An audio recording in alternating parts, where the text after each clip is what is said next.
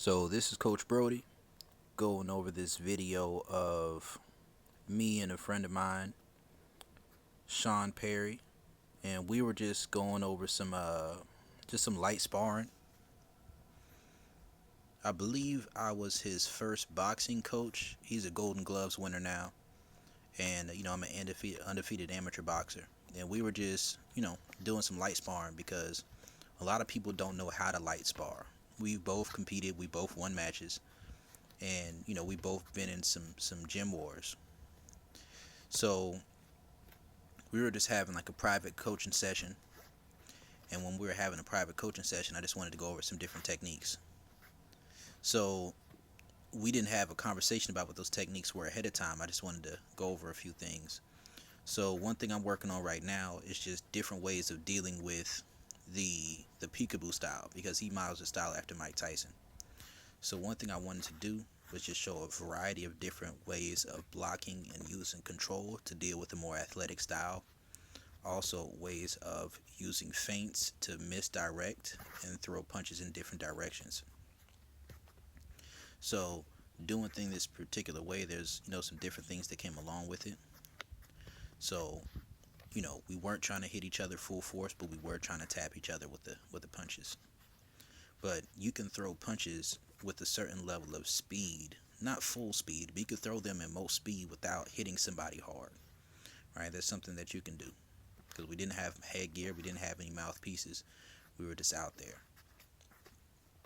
So one thing that I was doing is just sticking out the left hand, showing that you can show the hand one place and then you can put it out other places, uh, alternating between a long guard and a Philly shell, and just alternate between those different things. See, that's control right there. Where the head gets over to one side, there's different things you can do with it. And just having an active lead hand. An active lead hand, and then also being able to come back behind with some unexpected right hands.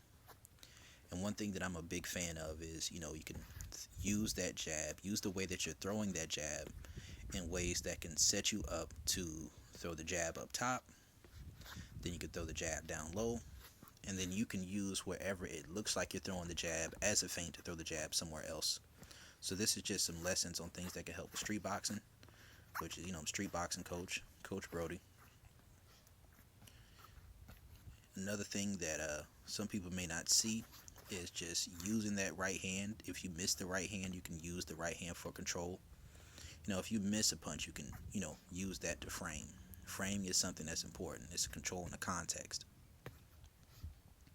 Now, one thing I really like about his style is that, just the way he's built, he has this ability to really protect himself because his neck is not that long and his shoulders are pretty big.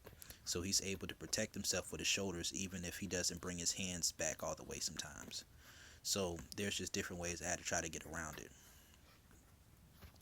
But one thing I did want to really push when we were doing this particular training session was that I know for me personally, when I see people do the peekaboo style, a lot of the times it's one of those things to where that slipping inside constantly is something that can set you up to get led straight on for some right hands, and he did pretty decent about not getting hit with those that much.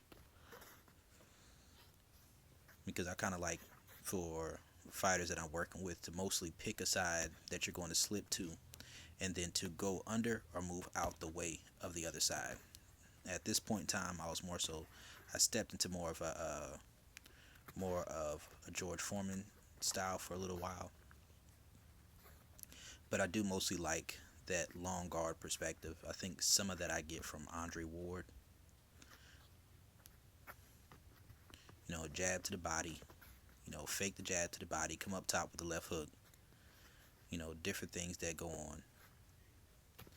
Squaring up at different times, and just different ways that you can use your hand, your lead hand, let it be active, let it be flowing.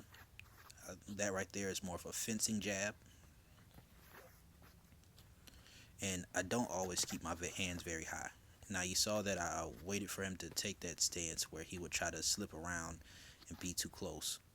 Now sometimes I'll just flick the jab out there. Now you see that right there. When you catch somebody being too active with their movement, You wait until they come back around. And one thing I heavily emphasize, if a person has too much of a rhythmic style, is you have to be able to break rhythm.